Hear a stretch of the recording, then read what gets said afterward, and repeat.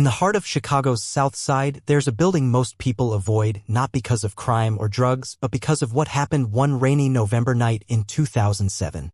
It was in apartment 6B where a young woman named Alicia Porter was last seen alive.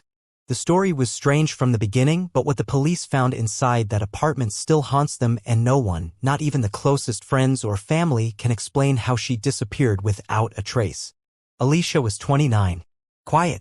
An aspiring writer working part-time at a nearby bookstore.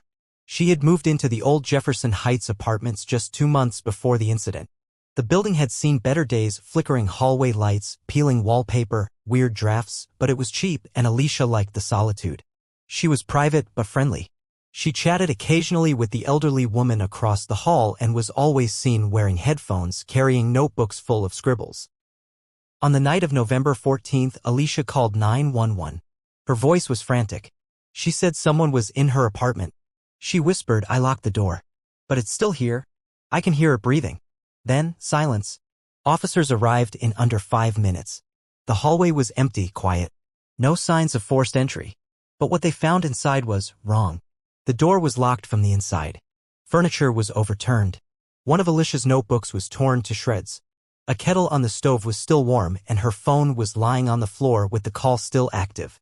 But there was no sign of Alicia. Only a single, muddy footprint. Barefoot. Leading from the kitchen to the wall. Not the door. The wall. Detectives searched the building top to bottom. No signs of struggle outside the apartment. Security footage showed Alicia entering the building that evening around 6:40 p.m. She wasn't seen leaving. Then came the neighbors' testimonies. The woman in 6A directly across from Alicia claimed she heard whispering around 2 a.m. not from Alicia's apartment but from the hallway. When she peeked through her peephole, she saw someone standing motionless outside Alicia's door. Just standing. For hours. When asked what the person looked like, she said, "It wasn't a person. At least, not anymore." Other tenants began coming forward with stories too. They spoke of strange noises, tapping at their walls even when no one was next door. One man claimed he saw Alicia walking into her apartment hours after the disappearance, but when he followed to say hello, the room was dark and no one answered. Weeks passed. The police investigation went cold. But the weirdness didn't stop. A building maintenance worker, Jacob Burns, was sent to fix Alicia's bathroom ceiling after a leak began dripping into the apartment below. When he opened the vent in the ceiling, he found something he couldn't explain. Alicia's headphones, wrapped in hair, jammed into the duct. But that wasn't the worst part. He found a message scratched into the inside of the vent. "It lives between the walls." Paranormal investigators were called in unofficially by one of the detectives who refused to give up. They brought thermal cameras, EMF readers, the usual equipment. Nothing unusual at first. Then they picked up sounds on an audio recorder under the floorboards. A low humming followed by what sounded like a woman's voice saying, "Don't let it hear you breathe."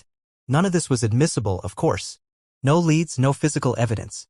No Alicia. Then, exactly 6 months later, another 911 call came in from Jefferson Heights. Different apartment. Same floor. Apartment 6D. A man called screaming, saying his girlfriend had vanished from their bed while he was in the shower. When police arrived, the scene was eerily familiar: torn fabric, overturned furniture, a single muddy footprint. And scratched into the bathroom mirror, the words, "I told you not to let it hear you." That was the night the building was officially condemned. Residents fled. The city boarded it up. It stands to this day empty and rotting. But people still report seeing a light in apartment 6B. Flickering. Like someone's pacing the room. Some say if you walk past the building at exactly 3:13 a.m. you'll hear tapping, soft, deliberate, coming from behind the boarded-up walls. Others claim you can still hear Alicia's voice in the wind around the corner, whispering one sentence again and again.